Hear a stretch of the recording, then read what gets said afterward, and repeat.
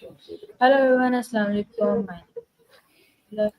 As you know, I always come with good personality, good. So today we have a very honorable guest, everyone. So today we are going to know about Christian without wasting our time. Let me start. How are you, Christian?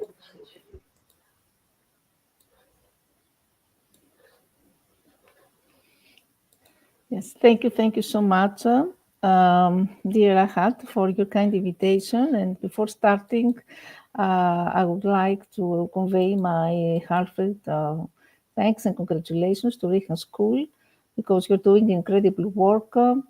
And you actually prove that access to quality education innovation can transform communities, starting with young minds. So it's truly inspiring what you're doing here. Dr. Rehan, your mentor, is an amazing mentor, and actually empowering students through technology and entrepreneurship is how real lasting change begins. So thank you very much again for the kind invitation, and keep up the great work that you're doing there.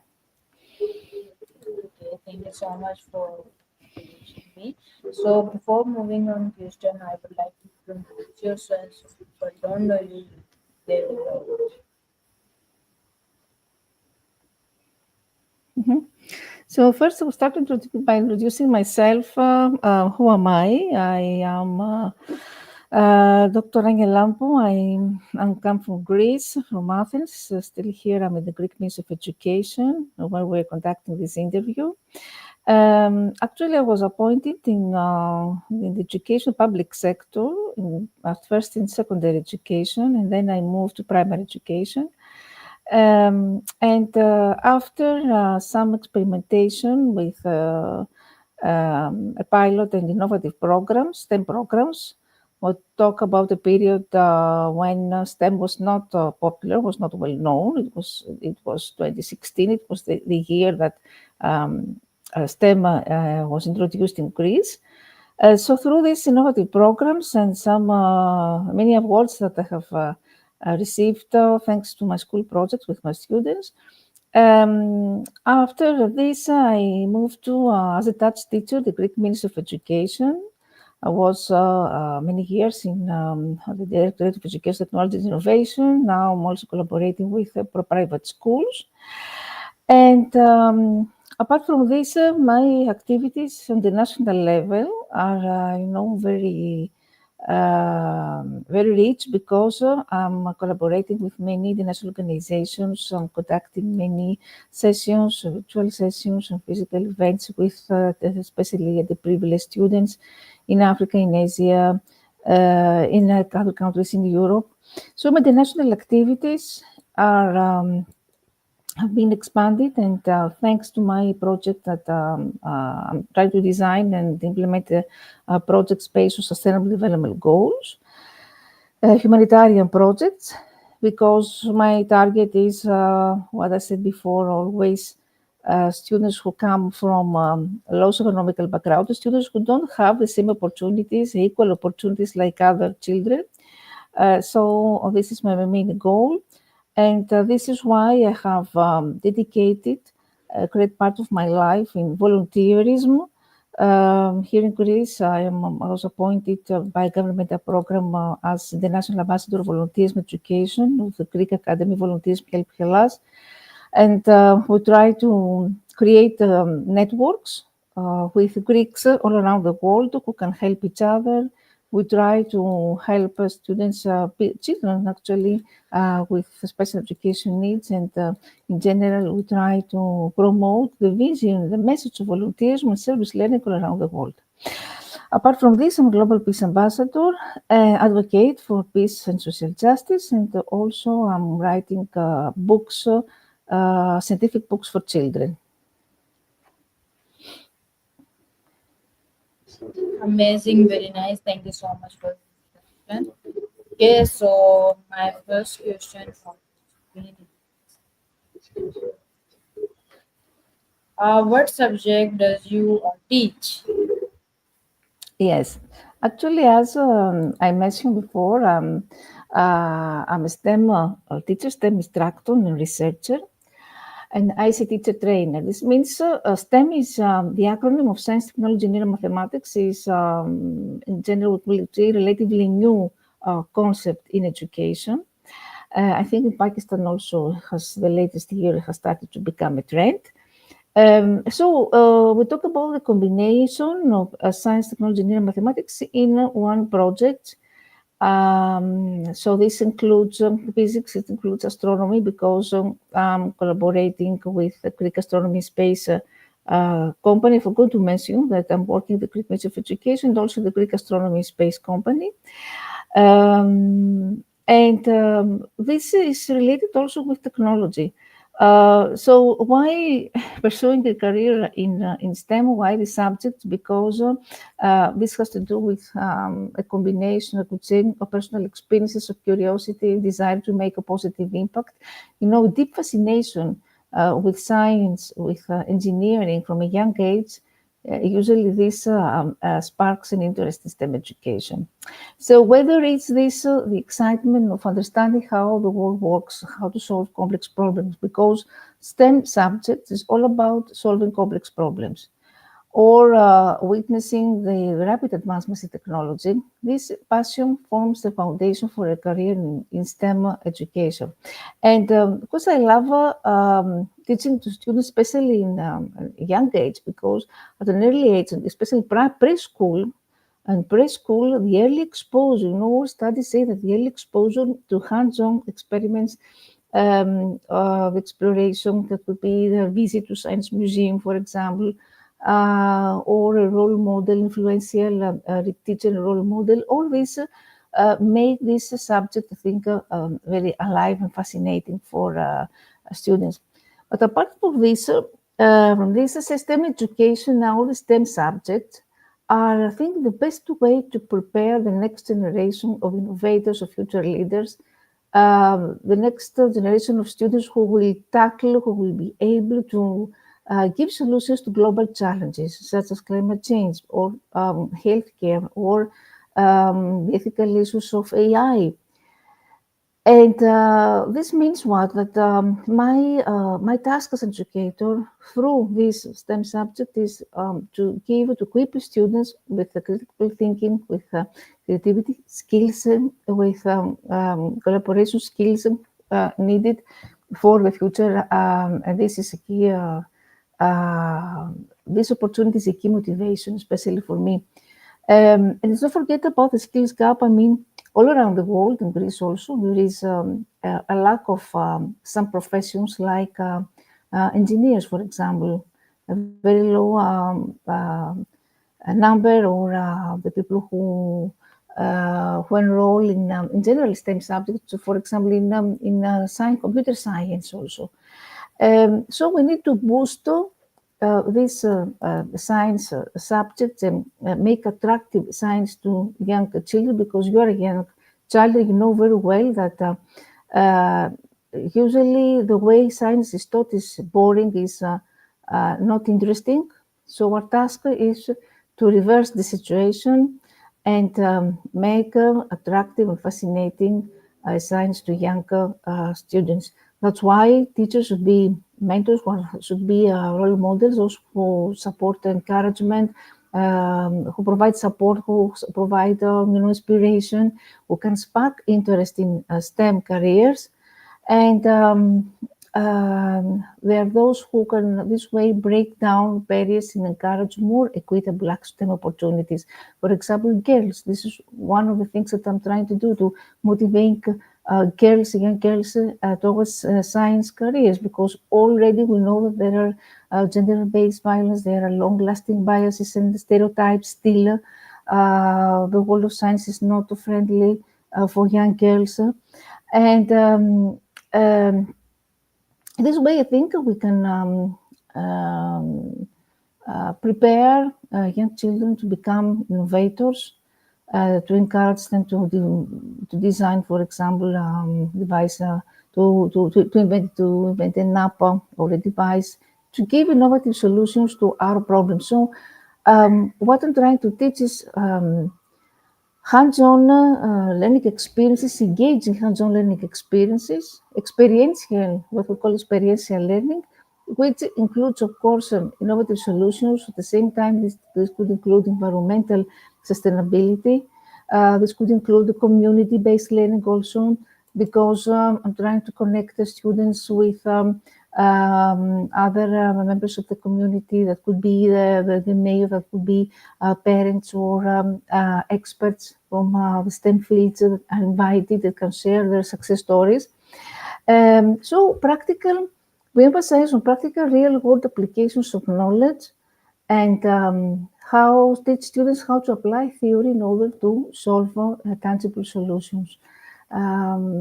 So yes, and of course, as a teacher trainer that I mentioned before, for years I have been teaching ICT to teachers, so how to leverage, try to help them how to leverage specific digital tools in the classroom, to apply technology in the classroom in order to make more interesting the learning process.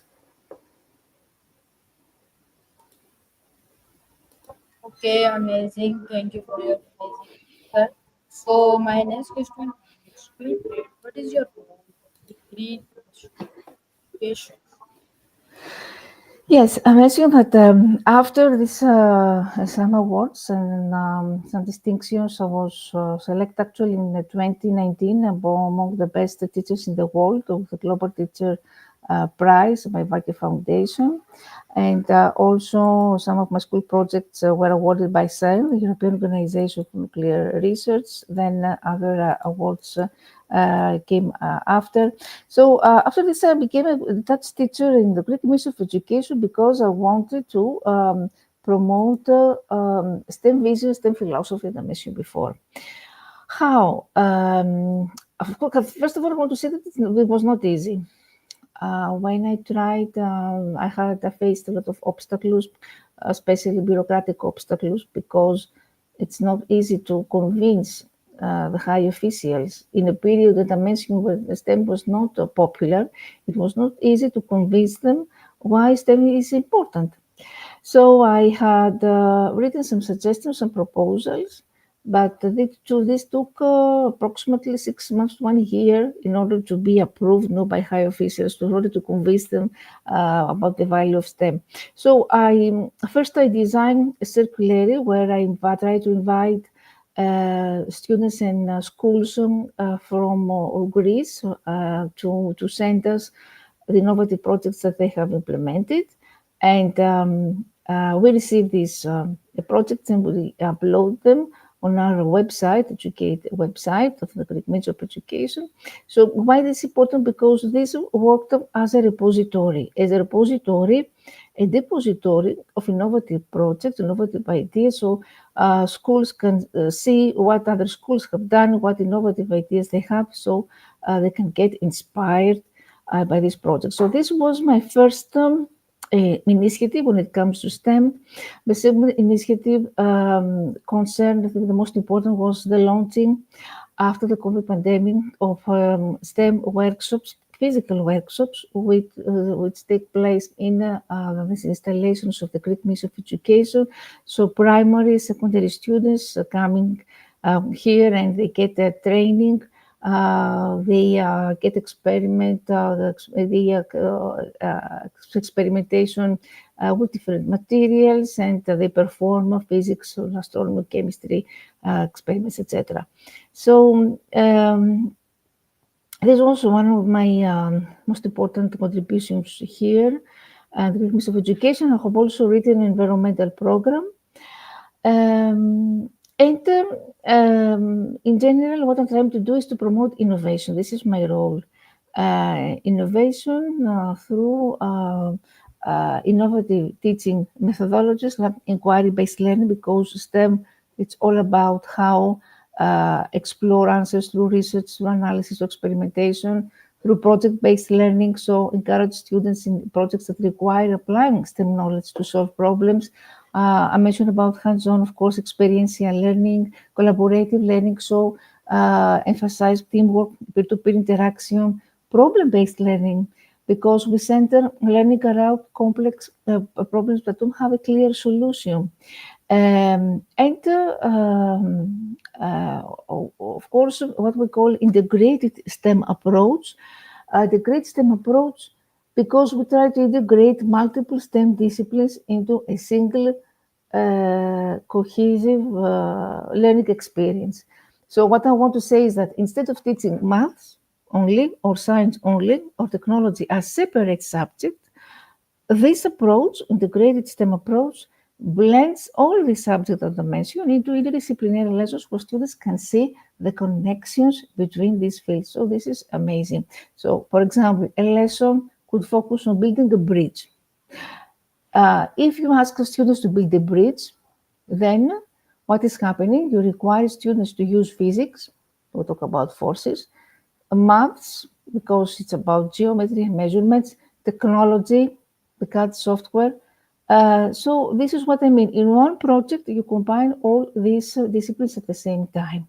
And of course, use of technology is important because I always try to promote digital tools in the classroom, like simulations, virtual labs, VR, ER, coding platforms, educational software, 3D. In my school, we have also 3D printer because I have won a 3D printer with Maker Plus 2 during a competition. And integrate also gamification. For example, in the maths class, students can solve problems to progress to different levels of a game, any rewards, etc., as they master more difficult concepts. Apart from this, I'm also working on STEM competitions, organized STEM competitions with other organizations like Science Fair, Robotics Challenges. We have students who are winners in the national Olympiads and math leagues, which actually motivate students to apply the skills in a, of course, competitive, but yet a collaborative environment. Cross-disciplinary integration, I think, is the key here with the approach that we try to discuss today, because cross-disciplinary integration is related with more well-rounded educational experiences. And of course, scaffolded learning, because we try to provide structure and support to students as they progress from simple to complex tasks. Design thinking, why? Because design thinking promotes a creative, iterative problem-solving process, which is centered around user needs. Interesting connections, you know that I always see in my presentations that we need to bring students in contact with industries, with industry partners, in order to help students to fund them, to give them grants, and give them the opportunity to open their wings and fly higher.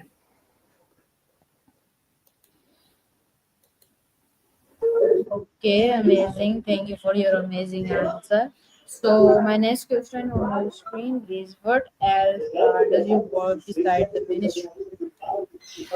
Oh, yes. I mentioned before about the Greek Astronomy Space Society. Here we're doing amazing things. Actually, I have been a member of the society the last years. I'm a STEM instructor there. I'm trying to design activities and workshops, STEM workshops for adults and kids. But I also help with the implementation of these workshops.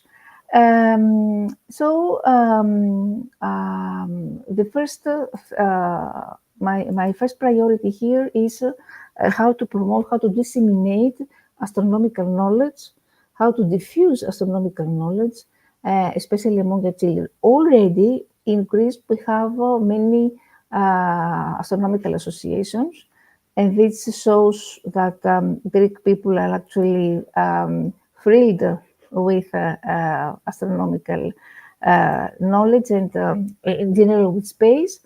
We organize astronomical nights if the weather is good, and students are very fascinated with this, young children, but adults also.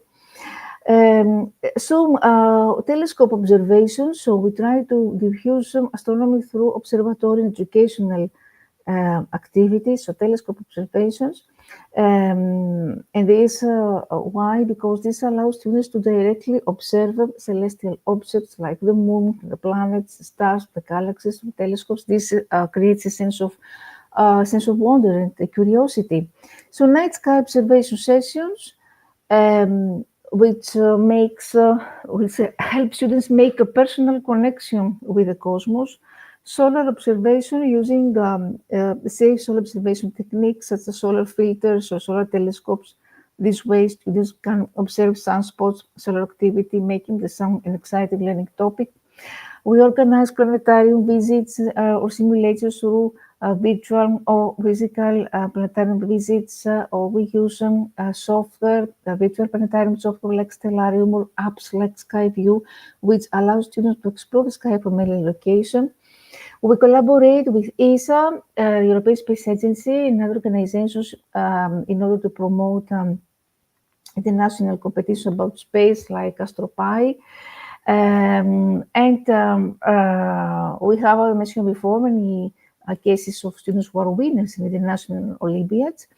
And of course, we organize many sessions about space science experiments that could be model rocket experiments or zero gravity experiments, meteorite or crater simulations. We are conducting a workshop, for example, how students can create comets using the dry ice. Students love this experiment. I've done this with very young children here in Greece in many schools. And apart from this, we bring guest speakers and experts, astronomers, in order to for them to present their real life challenges, to speak to students, to present the success stories, the challenges, to give all the latest details about research in astrophysics, of the experience of space travel.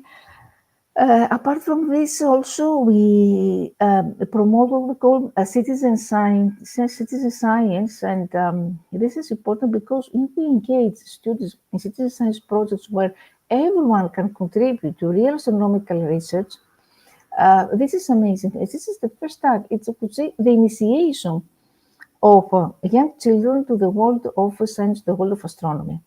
Students, for example, can classify galaxies in Galaxy Zoom, or they can spot near-Earth asteroids in NASA's Asteroid Data Hunter program. This makes them feel they actively participate in space exploration. So citizen science, not only for students, but in general, for those who are non-experts. What is citizen science? Is actually citizen science clubs are these clubs where non-experts are there. That could be an amateur astronomer or someone who doesn't have any relationship with science or astronomy, but they have the passion and they want to be part of this project and contribute a lot.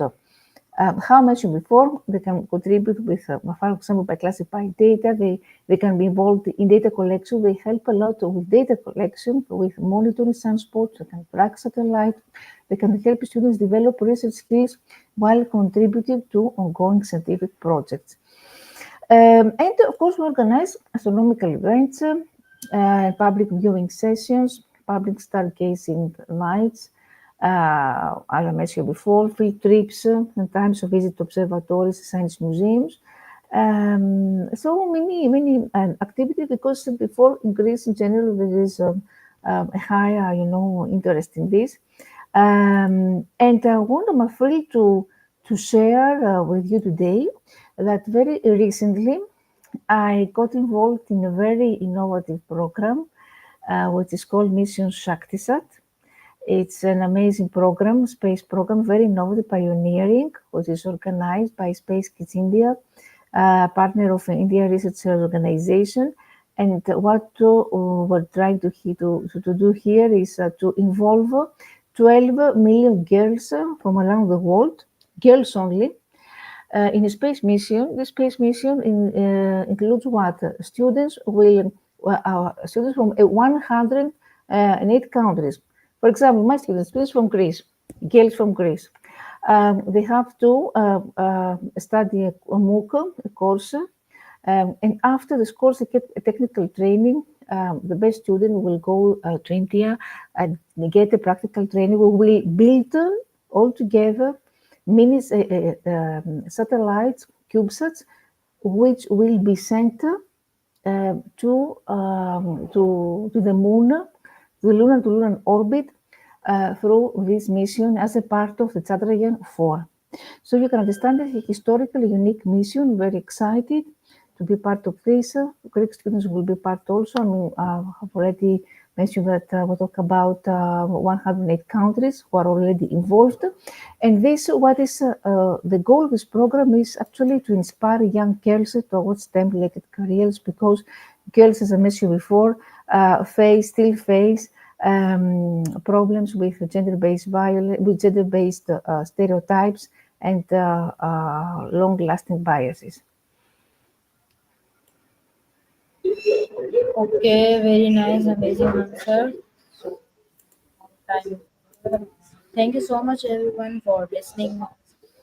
Also, thank you so much for your time and coming to my show.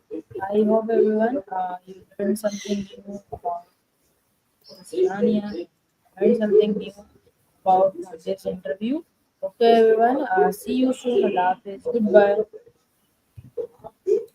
Bye. Bye. Thank you very much.